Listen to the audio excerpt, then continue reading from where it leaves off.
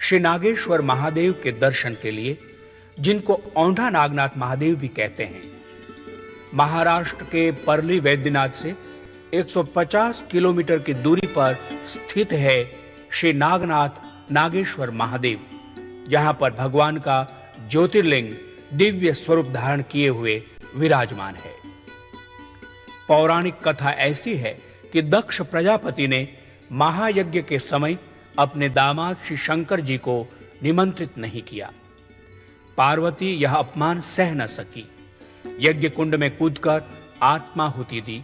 इस समाचार से शंकर भगवान दुखी हुए। वे जंगल जंगल भटकते रहे। घूमते घूमते वे अमरदक नाम की एक विशाल झील के तट पर आकर रहने लगे। इस स्थान पर भी कुछ अपमानास्पद घटनाएं घटी, जिसके कारण विरक्त शंकर भगवान ने अपना शरीर भस्म कर डाला। कुछ समय बाद वनवासी पांडवों ने उस अमरदक झील के परिसर में अपना आश्रम बनाया। उनकी गाय पानी पीने के लिए उस झील पर आती थी। पानी पीने के बाद गायें अपने थन से दूध की धाराएं बहाकर झील में अर्पित करती थी। एक दिन भीम ने यह चमत्कार देखा। उन्होंने धर्मराज को यह बात बताई। तब धर्मराज ने कहा, इस झील में कोई दिव्य देवता निवास कर रहा है। फिर पांडवों ने झील का पानी हटाना शुरू किया। झील के मध्य में पानी इतना गर्म था कि वह उबल रहा था। भीम ने हाथ में गदा लेकर झील के पानी पर 3 बार प्रहार किया।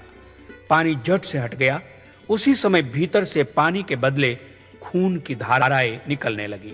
भगवान शंकर जी का दिव्य ज्योतिर्लिंग झील की तलहटी पर दिखाई दिया।